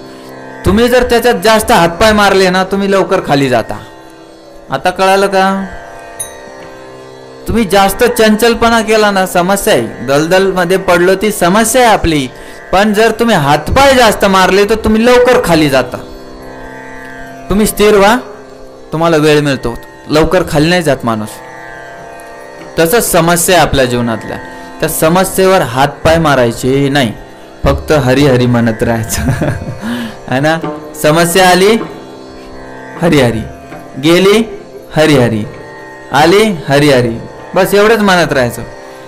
म्हणून समस्येहून घाबरायचं नसतं. काय? स्थिर व्हायचं. थोडा वेळ थोडं स्थिर व्हा. असं पण मला सांगा, तुम्ही समस्या सोडवू शकत असाल तर चिंता आहे का तुम्हाला? समस्या सोडवू शकतो तर चिंता आहे का? आणि सोडवता येत नाही तर मग कशाला चिंता करायची? येत तर नाही अशी, पण मग गप राहा. म्हणून हे त्या ठिकाणी लागू पडतंय. गजेंद्र ओढतोय, मगर पण ओढतोय, मग ते जास्त फसत चालला गजेंद्र. कारण खालच्या दिशेला माणूस जास्त जातो. चांगलं काम करणाऱ्याच्या मागे जास्त लागतात लोक, आणि वाईट करणाऱ्या म्हणतो जबरदस्त काम केलं बरं का, तू मस्त करतो, आज 1 पिली उद्या 2 पी. समजलं का? पण चांगलं करण्याला म्हण हे बघा काहीतरी वेगळंच करतोय. तर चांगलं करायला शक्ती लागते आणि मरायला शक्ती लागत नाही. तर ते फसत चालला. एक वेळ हतबल झाले गजेंद्र, म्हणले आता शक्ती नाहीये. मग त्यांना आठवण झाली मागच्या जन्माची. म्हटले की अरे मी मागच्या जन्मात तर भगवंताचा भक्त होतो. कळालं? कोण होते ते? दक्षिण देशातील पांड्यवंशी राजा इंद्रद्युम्न होते. आता त्यांनी तप धारण केला होता. ते एका जंगलामध्ये आपली झोपडी बनवून बसले होते आणि समाधी लागली होती. त्या दिवशी नेमकं काय दुर्दैवाने अगस्त्य ऋषी. अगस्त्य ऋषी तुम्हाला माहित असतील, हे रामायणात दिसतात है ना. अगस्त्य ज्यांनी भगवान रामचंद्रांना भरपूर शस्त्रास्त्र पण दिलेले, त्यांनाच भेटायला पहिले गेले होते भगवंत. तर अगस्त्य ऋषी त्या ठिकाणी आले आपल्या शिष्यांसह. ते परीक्षित महाराजासारखंच झालं त्यांचं. ते म्हणले मी आलोय आणि स्वागतही केलं नाही. हा कसला आहे? जड बुद्धीचा, मंद बुद्धीचा, हत्तीसारखा बसलाय म्हणे. आणि मग त्यांनी शाप दिला, जा म्हणे तू हत्ती बन म्हणे. आता ते ऐकलं त्यांनी, आणि त्यांनी मौन धारण केलं. त्या दिवशी सकाळी बसले, मौन धारण केलं, आणि ऋषी रागारागात निघून गेले. बोलायला वेळच भेटला नाही की समस्या काय होती बाबा, माझी अडचण होती, समजून घ्या मला. वेळच भेटला नाही. आणि मग त्यांना वाटलं ठीक आहे, माझं प्रारब्धच असा असेल. ऋषीचं वरदानच आहे, आशीर्वाद. बघा, भक्ताने संताने दिलेला शाप सुद्धा वरदान असतो. कळलं? तर म्हणलं ठीक आहे, आता त्याला स्वीकारावं तर लागेल. आणि इकडे ती मगर कोण होती? तर एक गंधर्व होता, हुहू नावाचा गंधर्व, ज्याला देवल ऋषीने शाप दिला होता. आता या दोघांचे शापित होते ना. त्याला उपशाप काय होता त्या देवाला, की तू भगवंताच्या स्पर्शाने किंवा भगवंताच्या भक्ताच्या स्पर्शाने तू मुक्त होशील. म्हणून त्याने पण पाय पकडला. तो म्हटला आता जर मी सोडतो तर परत भक्त कोण येतोय माहिती नाही. कारण ठेच लागल्या माणूस ध्यान करून हो त्या कोपऱ्याला गेलं ना मगर असतात, जाऊ नका. मग यायचंच नाही कोणी. तर म्हणला जेवढं होईल तेवढे. आता वरून पाय देव हत्तीनं काय हो सोडतच नाही, असंच करायचं. संतांचा पायच धरायचा आणि पाय नाही भेटलं धोतर पकडायचं. हा, असं आम्ही बऱ्याच वेळा सांगतो. स्वतःची शक्ती नसेल ना साधना करण्याची, काही करण्याची, तर आपण त्यांचं धोतर पकडायचं, ते सुटत नाही. टेन्शन घेऊ नका, ती गाठ आपली नाही, वैकुंठात लावलेली आहे. ती पांडुरंगाने बांधलेली गाठ आहे. मग अशा रीतीने भगवंताला स्मरण केलं. इंद्रद्युम्न महाराजांनी आठवण केली की मी पहिल्या जन्मात असा होतो. त्यांनी ते श्लोक म्हणायला चालू केले, फार सुंदर वर्णन आहे. आणि ते म्हणतात की हे द्वारकाधीश, हे नाथ, हे जगन्नाथ, वाचव मला, तुझ्याशिवाय आता कोणी नाहीये. तिथेच कमळ होतं. आता सरोवरात कमळ असतात. सोंडेने पकडलं आणि भिरकावलं वरी की हे जगन्नाथ, ह्या जगाचा माल कोणी असो मला माहिती नाही, मी द्वारकाधीश माझ्याकडून म्हणालो, त्याला या अर्पण. आणि भगवंत खरोखरच गीतेच्या श्लोकावर प्रसन्न झाले ना. पत्रम पुष्पम फलम तोयम यो मे भक्त्या प्रयच्छती. मला प्रेमाने जर कोणी एक साधं तुळशीचं पान, एखादं फूल, एखादं फळ जे सुद्धा मागून आणलेलं असेल तेही चालेल, तर मी लगेच प्रसन्न होतो म्हणे. आणि भगवंत आले आणि त्यांनी सुदर्शनाने पहिला उद्धार मगरीचा केला आणि मग हत्तीला बाहेर काढला. तर विचार पडतो की आधी मगरीचा उद्धार झाला आणि मग हत्तीचा. ज्याने प्रार्थना केली तो नंतर. तर म्हणतात जो भक्ताची शरण घेतो त्याचा उद्धार आधी होतो. म्हणून आपण भक्तांची, संतांची शरण घेतो. तुम्हाला वाटतं का की आपण एवढे लायक आहे, पात्र आहे वारी करायला? नाही ना. हा, मग हा उत्तम भाव आहे. म्हणून तर आपण जाता आता ज्ञानोबा तुकाराम, ज्ञानोबा तुकाराम म्हणतो की बाबा ह्यांचे आम्ही माणसं आहे. आम्ही कोणाचे माणसं आहे? ज्ञानोबा तुकारामाचे. त्यांनी ते भगवंताचे प्रिय आहेत म्हणून आम्ही तुमच्याकडे येतोय. म्हणून जर तुम्हाला समजा प्रार्थना करायची देवाची एखादी सुंदर अशी, पण तुम्हाला येत नाही प्रार्थना, मग तुम्ही काय म्हणायचं? एखाद्या संतांनी लिहिलेली प्रार्थना म्हणायची. जसं एक सुंदर ते ध्यान उभे विटेवारी, सुंदर ते ध्यान उभे विटेवारी, सुंदर ते ध्यान उभे विटेवारी, सुंदर ते ध्यान उभे विटेवारी, सुंदर ते ध्यान उभे विटेवारी,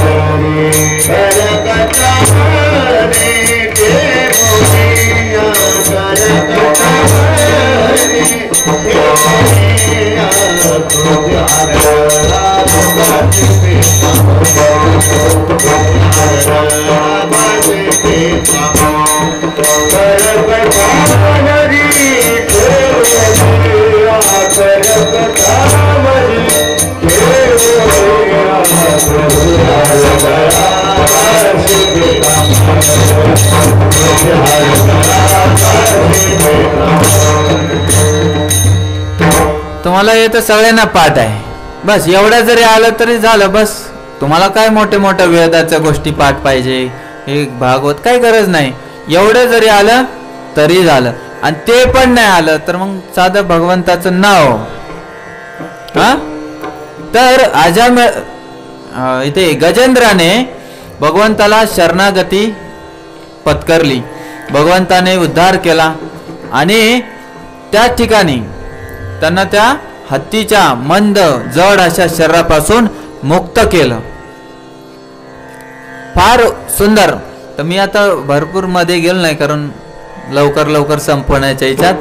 ज्या वेळेला मगरीने पाय पकडला ना तर त्याला खरोखर आठवण आली. कोणाला? गजेंद्राला. की अरे देवा, ज्यांच्यासाठी दिवस रात्र मी कामाला जायचो, शिळा टिफिन खायचो आणि घरी आल्यावर नोटा हाती द्यायचो, पण यांनी तर आज मला सोडूनच गेले ना. हत्तीने सोडून गेल्या, पत्न्या लेकरही सोडून गेले. ते म्हणून नको नको म्हणा गुंतू माया जाळी काळाला जवळी ग्रासाविया. त्याच्यात ते म्हणतात ना, सोडविना राजा देशीचा चौधरी आणि कसोयरी भली भली. तुका म्हणे तुझा सोडविना कोणी. सोडविना कोणी.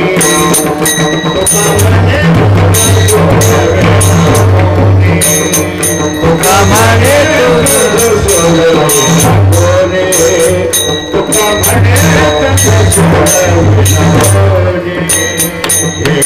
चक्रपाणी वासुने चक्रपाणी वासुने या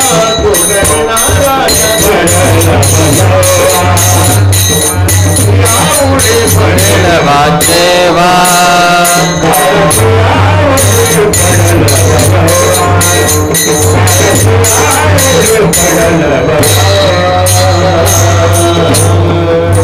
काळाची उडी पडल्यावर ना माय ना बाप ना बंधू ना सोयरा ना कोणी कोणी रे आपापल्या जागी राहतात. फार तर 1-2-4 दिवस. आजकाल तर ते काय म्हणतात तुमच्या इकडे, तिसऱ्या दिवशी काय असतं माणसाचं, आमच्या इकडे सावडणं म्हणतं, म्हटलं तुमच्या इकडे वेगळं असेल काय. तर ते सावडण्याला त्या दिवशी पण ते दावा करताय आजकाल बघा तुम्ही. म्हणजे तितके दिवस पण बिचाऱ्यांना वेळ नाही. आज नियमानुसार तर दाव्याच्याच दिवशी झाला पाहिजे. विनाकारण नाव दावा दिलं का त्याला, पण नाही, आम्हाला वेळ नाहीये, तुम्ही उचला तुमचा आता झालं. तर हे फार विचित्र चाललंय. हे काय असे शब्द वापरलेत की आपल्याला थोडं तरी आपल्याला वैराग्य आलं पाहिजे. मी म्हणत नाही की फार तुकोबारायांसारखं आपण बनणार आहे किंवा गजेंद्रासारखी शरणगती होणार आहे. आपल्या जीवनामध्ये थोडी थोडी जरी आली हे बस झाली. या वयात तरी यायला पाहिजे. आता काय राहिलं नाही मागं पुढं आहे ना, झालंय आता सगळं. तर माणसाने काय करायचं, देवाचं नाव घ्यायचं. तर आज मी उद्या भगवान श्रीकृष्णांचं बाललीला सगळं होणार आहे म्हणून म्हटलं उद्याच थोडक्यात सांगू. मग जन्म आपण शेवटी करणार आहे ना, नाहीतर मग आधी जन्म केला तर ते रस राहायचा नाही. तर रामचंद्रांचं थोडक्यात सांगतो. रघुवंश है ना, सूर्यवंशामध्ये प्रभू रामचंद्र आलेले आहेत. आणि प्रभू रामचंद्रांचं रामायण हे वेगळं रामायण ऐकलंच असेल तुम्ही है ना. आईचं नाव कौशल्या. मी सांगतो तुम्हाला, भगवान श्रीकृष्णाचा जन्म लोकांना एवढा आठवत नाही तेवढा रामाचा माहिती बरं का. कारण ते रडका असतं रामायण. म्हणजे मी माझ्या भाषेत करुण रस असतो, करुण रस असतो. रस प्रत्येकाला रामायण आहे. आणि त्याच्यात सर्वात प्रिय कोणता प्रसंग असेल तर ते सीतेला ज्यावेळेस वनवासात पाठवतात ना, ते बायांचं लय प्रसिद्ध आहे. त्यांना वनवास लय आवडतंय. तर थोडक्यात आहे की दशरथाच्या इथे त्या पुत्रकामेष्टी यज्ञामुळं ते रामचंद्र त्यांचे भाऊ सर्वजण आले. वासुदेव, संकर्षण, अनिरुद्ध आणि प्रद्युम्न हे चतुर्विवाह आहे भगवंताचं प्रकट रूप, कळालं, विस्तार रूप. तर ते 4 जण राम, लक्ष्मण, भरत, शत्रुघ्न बनून येतात आणि त्याने भरपूर लीला केलेल्या आहेत. तर व्यासदेवांनी जे अध्यात्म रामायण लिहिलं, व्यासदेवाचं पण रामायण आहे, त्याचं नाव आहे अध्यात्म रामायण, ठीक आहे. आणि जे त्यांच्या भक्तांनी लिहिलं ते वाल्मिकींनी लिहिलेलं, आपण ज्याला मूळ रामायण म्हणतो, ते वाल्मिकींना ज्यावेळेस ब्रह्मदेवाचा आदेश झाला त्यांनी ते केलेलं. पण जे रसामध्ये आहे, रसयुक्त आहे, ते आहे तुलसी रामायण है ना. हनुमानजीने पण रामायण लिहिलं होतं, पण ते तुलसीदास जे आहेत त्यांच्या नाव होण्यासाठी मग त्यांनी ते त्यांच्यासाठी नदीत टाकलेला असा एक प्रसंग येतो म्हणे. तर अशा रीतीने आपण आज इथे कथेला विश्राम देऊया. वेळ पण झालेला आहे, कुठे जायचं पण आहे आपल्या भक्तांना. तर थोडं 1-2 मिनिट भगवंताचं कीर्तन करू. नामाचं एवढं हरिनाम ऐकलं तर आता प्रेमाने म्हणायचा. असं नाही की बाबा म्हणतात आणि तुम्ही गप्प बसताय. अहो त्यांना काम लावलंय ना गायचं, तुम्हाला काय काम आहे? ठीक आहे ना. तर आपल्या सर्पाचं मुख नाही बनायला पाहिजे, बोलायचं राम कृष्ण हरी मुकुंद मुरारी पांडुरंग पांडुरंग पांडुरंग हरी राम राम कृष्ण हरे मुकुंद मुरारी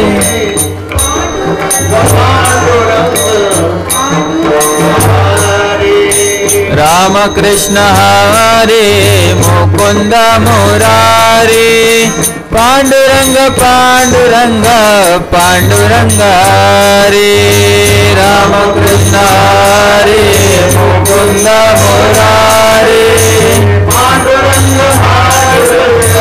पांडुरंग हरे पांडुरंग पांडुरंग पांडुरंग हरे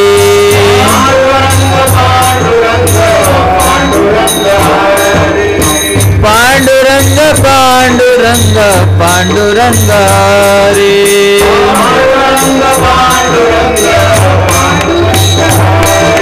राम कृष्ण हरे मुकुंद मुरारी पांडुरंग पांडुरंग पांडुरंग हरे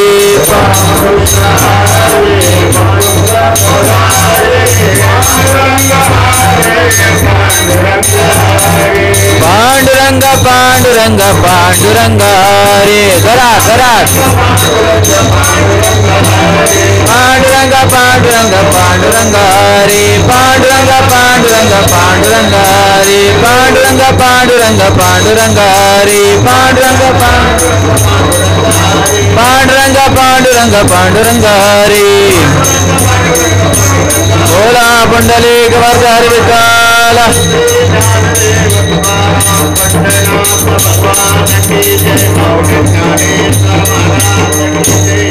जगद्गुरु तुकाराम महाराज की जय गोपाल कृष्ण भगवान की जय। आरती।